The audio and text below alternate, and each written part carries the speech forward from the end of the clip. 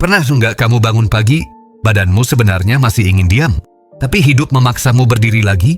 Mata terbuka tapi rasanya jiwa masih tertinggal di tempat tidur. Kamu bilang ke diri sendiri, ayo, cuma capek sedikit. Padahal yang kamu sebut sedikit itu sudah menumpuk bertahun-tahun. Kita sering mengira lelah itu musuh yang harus dikalahkan. Kita lawan dengan kopi, dengan senyum palsu, dengan kata nanti saja istirahatnya. Sampai suatu hari, tubuh berhenti minta izin. Ia langsung mengambil alih. Kalau hari ini kamu merasa capek tanpa tahu kenapa, mungkin ini bukan tentang kurang kuat. Mungkin tubuhmu sedang bicara, dan selama ini kamu terlalu sibuk untuk mendengarkan. Aku ingin bercerita pelan-pelan, seperti teman yang duduk di sebelahmu. Tentang lelah yang sering kita salah pahami. Tentang tubuh yang setia menemani kita sejak muda, tapi sering kita abaikan. Di usia ini, terutama setelah 40, tubuh tidak lagi berteriak. Ia berbisik, lewat pegal yang tak kunjung hilang, lewat dada yang terasa sesak, padahal tidak sedang sakit, lewat kepala yang berat walau masalah tidak besar. Kita sering marah pada tubuh. Kita bilang, kenapa sih gampang capek? Padahal tubuh tidak pernah berniat menyusahkan. Ia hanya jujur. Waktu kita masih muda, kita bisa memaksa diri tanpa banyak konsekuensi. Begadang satu malam, besok masih bisa tertawa. Kerja tanpa henti, badan masih sanggup. Tapi seiring waktu, tubuh mulai berubah. Bukan karena lemah, tapi karena bijak. Ia mulai memberi tanda lebih awal. Ia ingin kita belajar berhenti sebelum benar-benar hancur. Sayangnya, kita hidup di dunia yang mengagungkan kuat, yang memuji mereka yang tahan banting, yang membuat istirahat terasa seperti kemewahan, bukan kebutuhan. Banyak dari kita tumbuh dengan keyakinan bahwa menyerah itu buruk, bahwa berhenti itu sama dengan kalah. Padahal berhenti sejenak bukan menyerah. Tubuh tahu itu, ia tahu kapan kita perlu melambat. Tapi pikiran sering lebih keras. Pikiran dipenuhi tuntutan, harus ini, harus itu, harus tetap jalan meski hati sudah tertinggal jauh di belakang. Lelah itu bukan hanya soal fisik. Ada lelah yang tidak bisa diobati dengan tidur. Kamu bisa tidur 8 jam, bangun, dan tetap merasa kosong. Itu lelah emosional. Lelah karena terlalu lama menahan marah, menahan sedih, menahan kecewa, menahan diri untuk selalu terlihat baik-baik saja. Tubuh menyimpan semua itu. Ia ingat setiap air mata yang tidak jadi jatuh. Setiap kata yang ingin diucapkan, tapi ditelan. Setiap batas yang dilanggar demi menyenangkan orang lain. Mungkin kamu pernah berkata, aku nggak apa-apa.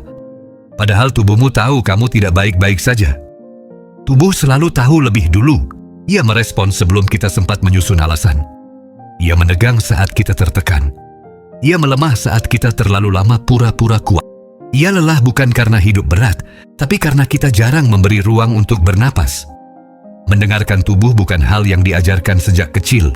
Kita diajari patuh, bukan peka. Kita diajari bertahan, bukan merawat.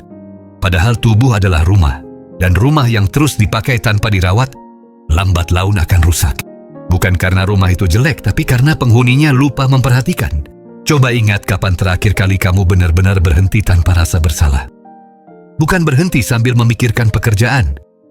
Bukan istirahat sambil menyalahkan diri sendiri. Tapi berhenti sungguh-sungguh.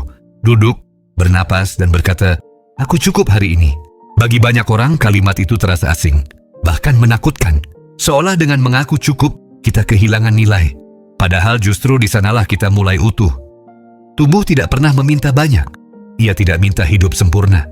Ia hanya minta didengar. Saat ia bilang capek, ia berharap kamu percaya.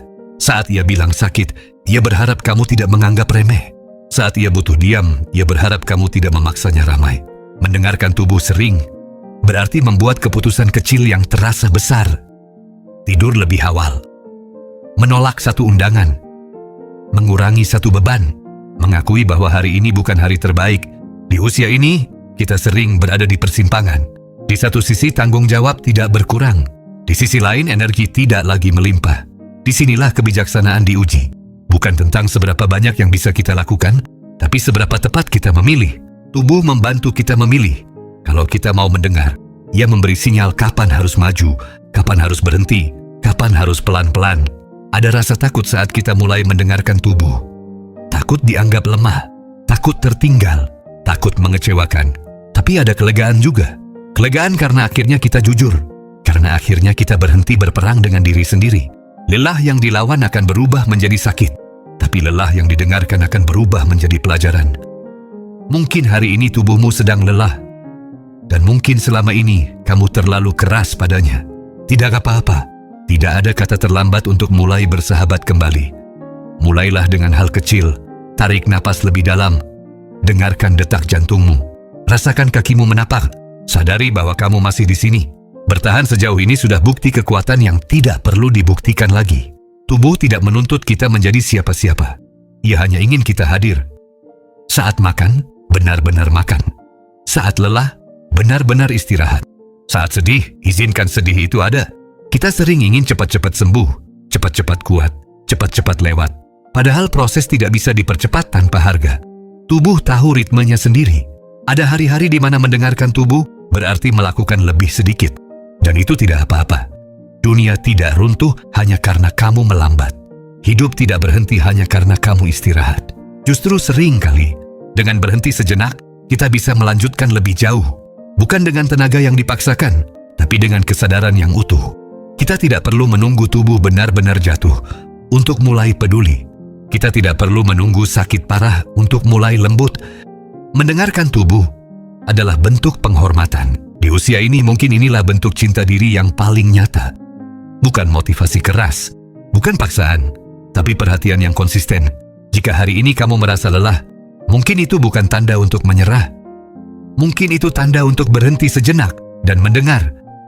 Karena tubuhmu tidak pernah menjadi musuh, ia adalah sekutu terdekatmu. Dan saat kamu berhenti melawannya, kamu akan menemukan sesuatu yang selama ini kamu cari. Ketenangan yang tidak dibuat-buat, kekuatan yang tidak berisik, dan hidup yang terasa lebih manusiawi. Sampai di sini pembahasan kita. Sampai bertemu di video selanjutnya.